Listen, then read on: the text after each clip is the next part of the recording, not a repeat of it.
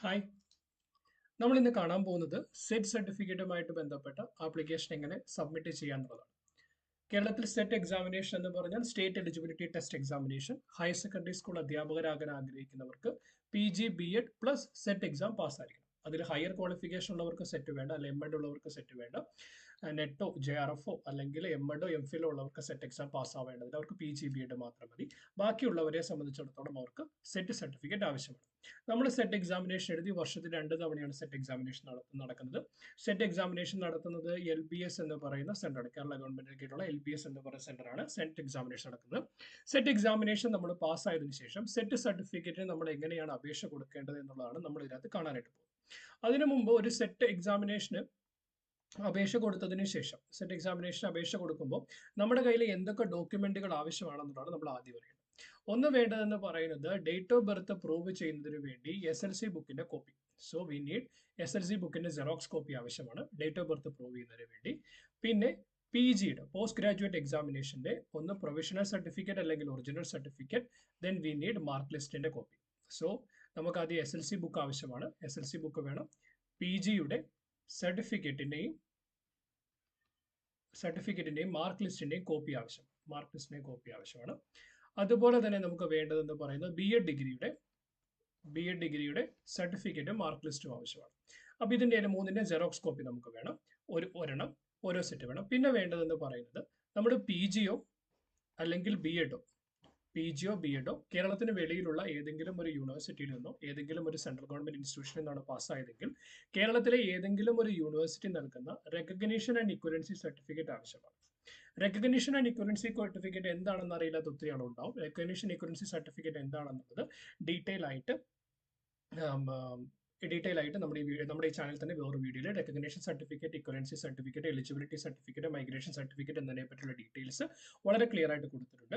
അതിനുശേഷം എങ്ങനെ equivalency certificate അപേക്ഷ കൊടുക്കാന്നുള്ള ഡീറ്റെയിലുകൾ ഇനി ഒരു വീഡിയോയിൽ നിങ്ങൾ ക്ലിയർ ആയിട്ട് പറഞ്ഞു തരുന്നതായിരിക്കും. അപ്പോൾ ഇക്വലൻസി സർട്ടിഫിക്കറ്റും അല്ലെങ്കിൽ റെക്കഗ്നേഷൻ സർട്ടിഫിക്കറ്റ് എന്ന് പറഞ്ഞാൽ കേരളത്തിന് വെളിയിലുള്ള ഏതെങ്കിലും യൂണിവേഴ്സിറ്റിയിൽ നിന്ന് പാസ്സായ ആ കോഴ്സ് കേരളത്തിലെ ആ കോഴ്സുമായിട്ട് ഇക്വലന്റ് ആണ്. ഫോർ എക്സാമ്പിൾ ഒരാൾ MA ഇക്കണോമിക്സ് മൈസൂർ യൂണിവേഴ്സിറ്റിയിൽ നിന്ന് പാസ്സായാൽ അയാൾ കേരളത്തിലെ ഏതെങ്കിലും ഒരു യൂണിവേഴ്സിറ്റിയിൽ അപേക്ഷ കൊടുത്ത് ആ യൂണിവേഴ്സിറ്റിയിലെ മൈസൂർ യൂണിവേഴ്സിറ്റിയുടെ MA ഇക്കണോമിക്സും ഇക്വലന്റ് ആണ് അല്ലെങ്കിൽ ഇക്വലന്റ് ആണെന്ന് പറഞ്ഞ സർട്ടിഫിക്കറ്റ് വാങ്ങും. That is called equivalency certificate എന്ന് പറയുന്നത്. പിന്നെ വേറൊരു കാര്യം എന്ന് പറയുന്നത് ചില സബ്ജക്റ്റുകൾ വളരെ ക്ലിയർ ആയിട്ട് പ്രോസ്പെക്ടസ് ക്ലോസ് 2.2 മെൻഷൻ ചെയ്തിട്ടുണ്ട്. അതായത് ചില എക്സാം എന്ന് പറയുന്നത് ഫോർ എക്സാമ്പിൾ 2 കോഴ്സ് എയും ബിയും ഉണ്ടെങ്കിൽ A എന്ന് പറയുന്ന സബ്ജക്റ്റിന്റെ പേരിലായിരിക്കും സെറ്റ് എക്സാം നടക്കുന്നത്. പക്ഷെ B എക്സാം പാസ്സായവർക്കും ഈ എക്സാം എഴുതാനായിട്ട് എലിജിബിലിറ്റി കാണും. ഫോർ എക്സാമ്പിൾ എൻവയോൺമെന്റൽ സയൻസ് പോലുള്ള MSc ഡിഗ്രി ഉള്ളവരെ സംബന്ധിച്ച് ആ വിധത്തിലുള്ള ഡീറ്റെയിലുകൾ പ്രോസ്പെക്ടസ് 2.2 അതുമായി ബന്ധപ്പെട്ട ഏതെങ്കിലും വിഷയങ്ങളിലാണ് നിങ്ങൾ PG ചെയ്തിരിക്കുന്നതെങ്കിൽ അതിന്റെ ഡീറ്റെയിലുകൾ നോക്കുകയും കേരളത്തിലെ ഏതെങ്കിലും ഒരു യൂണിവേഴ്സിറ്റിയിൽ നിന്ന് നമ്മൾ ഇക്വലൻസി സർട്ടിഫിക്കറ്റ് വാങ്ങുകയും ചെയ്യണം. ദെൻ വേണ്ടതെന്ന് പറയുന്നത് ഫിസിക്കലി ഓർ വിഷ്വലി ഹാൻഡിക്യാപ്ഡ് ആയിട്ടുള്ള ആളുകൾ അവരുടെ ഡിസബിലിറ്റി തെളിയിക്കുന്ന PWD certificate, person with disability certificate നമ്മുടെ കയ്യിൽ. ഇത്രയും കാര്യങ്ങളുടെ കോപ്പിയാണ് നമുക്ക് ആവശ്യം. അതായത് SLC സർട്ടിഫിക്കറ്റ്, PGയുടെയും B.Edന്റെയും സർട്ടിഫിക്കറ്റും മാർക്ക് ലിസ്റ്റും, ഇക്വലൻസി സർട്ടിഫിക്കറ്റ് ഏത് PGക്കോ B.Ed ആണെങ്കിൽ PGയുടെ B.Edന്റെയും ഇക്വലൻസി സർട്ടിഫിക്കറ്റ്. പിന്നെ ഇക്വലന്റ് ആയിട്ടുള്ള കോഴ്സുകളാണ് ചെയ്തിരിക്കുന്നതെങ്കിൽ ഫോർ എക്സാമ്പിൾ എക്സാം നടക്കുന്ന വേറെ സബ്ജക്റ്റിന്റെ പേരിലാണ് പക്ഷെ മറ്റേ കോഴ്സും ഇതുമായിട്ട് ഇക്വലന്റ് ആണ് എങ്കിൽ അങ്ങനെയുള്ള കോഴ്സുകളുടെ ഇക്വലന്റ് സർട്ടിഫിക്കറ്റുകൾ. പിന്നെ ഡിസബിലിറ്റി സർട്ടിഫിക്കറ്റിന്റെ സെറോക്സ് കോപ്പി. ഇവയെല്ലാം ഒരു ഗസറ്റഡ് ഓഫീസറെയും കൂടെ അറ്റസ്റ്റ് ചെയ്യേണ്ടതാണ്. നോർമൽ സെൽഫ് അറ്റസ്റ്റേഷൻ അല്ല, ഒരു ഗസറ്റഡ് ഓഫീസറെയും കൂടെ അറ്റസ്റ്റ് ചെയ്യണം. ഇത്രയും കാര്യങ്ങളുടെ നമ്മുടെ കയ്യിൽ കോപ്പി ഉണ്ടാവണം. പിന്നെ വേണ്ടതെന്ന് പറയുന്നത് ഒറിജിനൽ ആയിട്ട് നമ്മുടെ കയ്യിൽ ഉണ്ടാവേണ്ടത് ഷെഡ്യൂൾഡ് കാസ്റ്റ്, ഷെഡ്യൂൾഡ് ട്രൈബ് കമ്മ്യൂണിറ്റിയിൽപ്പെട്ടവർ അവരുടെ കമ്മ്യൂണിറ്റി സർട്ടിഫിക്കറ്റിന്റെ ഒറിജിനൽ ഉണ്ടാവണം. പിന്നെ OBC നോൺ ക്രീമി ലെയറിൽപ്പെട്ടവർ നോൺ ക്രീമി ലെയർ സർട്ടിഫിക്കറ്റും അവരുടെ കയ്യിൽ ഉണ്ടാവണം. ഓരോ വർഷത്തെ സെറ്റ് എക്സാമിന് ഇന്ന ഡേറ്റ് മുതൽ ഇന്ന ഡേറ്റിനിടയിലുള്ള OBC non creamy layer certificate ആണ് ആവശ്യം വരിക. ആ ഡേറ്റിനിടയിൽ നിങ്ങൾ സർട്ടിഫിക്കറ്റ് വാങ്ങി വെച്ചിരിക്കണം. ആ ഇടയിലുള്ള സർട്ടിഫിക്കറ്റുകൾക്ക് മാത്രമേ വാലിഡിറ്റി ഉണ്ടാവുള്ളൂ. ഫോർ എക്സാമ്പിൾ നിങ്ങളിപ്പോൾ ജനുവരി 2022 അല്ലെങ്കിൽ 2023 എക്സാം പാസ്സായിരിക്കുന്നെങ്കിൽ ആ വർഷം ഇന്ന ഡേറ്റ് മുതൽ ഇന്ന ഡേറ്റ് വരെ ഇടയിലുള്ള നോൺ ക്രീമി ലെയർ സർട്ടിഫിക്കറ്റ് ആണ് ആവശ്യത. ആ ഡേറ്റിനുള്ളിലായിരിക്കണം നിങ്ങളുടെ സർട്ടിഫിക്കറ്റ് എന്ന് പറയണം.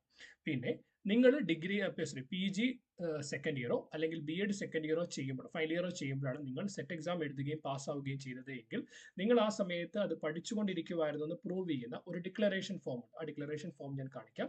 ആ ഫോമിനകത്ത് നിങ്ങളുടെ സിഗ്നേച്ചറും അതുപോലെ തന്നെ നിങ്ങൾ പഠിച്ച കോളേജിന്റെ പ്രിൻസിപ്പളിന്റെയും അതുപോലെ തന്നെ പ്രിൻസിപ്പളിന്റെ സിഗ്നേച്ചറും പ്രിൻസിപ്പളിന്റെ സീലും കോളേജ് സീലും ഉണ്ടായിരിക്കണം. ഇത്രയും ഈ ഒരു ഡേറ്റ കൂടി ഈ മൂന്നെണ്ണം എന്ന് പറയുന്നത് നമ്മുടെ ഒറിജിനൽ ആണ് വേണ്ടത്. ബാക്കിയെല്ലാം നമ്മുടെ വേണ്ടത് സെറോക്സ് കോപ്പിയാണ് വേണ്ടത്. ഇനി ആപ്ലിക്കേഷൻ പ്രൊസീജിയറിലേക്ക് നമുക്ക് എങ്ങനെ കടക്കാമെന്നുള്ളത് നമുക്ക് നോക്കാം. അതിനായിട്ട് നമ്മൾ ചെയ്യേണ്ടത് LBSന്റെ സൈറ്റ് LBS സെറ്റ് എന്ന് അടിക്കുക. അപ്പോൾ വരുന്ന ലിങ്കിലേക്ക് ഓപ്പൺ ചെയ്ത് കഴിയുമ്പോൾ നമ്മൾ ഏതെങ്കിലും ഒരു വർഷം, ഫോർ എക്സാമ്പിൾ ജനുവരി 2024 അല്ലെങ്കിൽ ഏതെങ്കിലും ഒരു വർഷം, നമുക്ക് ഏത് വർഷത്തേക്കാണോ പോകേണ്ടത് ആ വർഷത്തേക്ക് ഇവിടെ പോകേണ്ട details of the previous year എന്ന് കൊടുത്താൽ നമുക്ക് ആ വർഷത്തിലേക്ക് പോകാനായിട്ട് പറ്റും. അതിനകത്ത് ഇപ്പോൾ ഫോർ എക്സാമ്പിൾ നിങ്ങൾ പാസ്സായിരിക്കുന്നത് ജനുവരി 2023 നിങ്ങൾക്ക് സെറ്റ് സർട്ടിഫിക്കറ്റ് കിട്ടുന്നതിന് വേണ്ടി ഒരു ആപ്ലിക്കേഷൻ ഫോം ഡൗൺലോഡ് ചെയ്യണം. ആ ഡൗൺലോഡ് ചെയ്യാനായിട്ട് അതിന് കറസ്പോണ്ടിങ് ആയിട്ടുള്ള ഡൗൺലോഡ് ഫോർ ജനുവരി 2023 പോവുക. അത് ഇങ്ങനെ ഒരു പ്ലാറ്റ്ഫോമിലേക്ക് ഓപ്പൺ ചെയ്യും. അവിടെ തരുന്നുണ്ട് click to download new application form for SET certificate.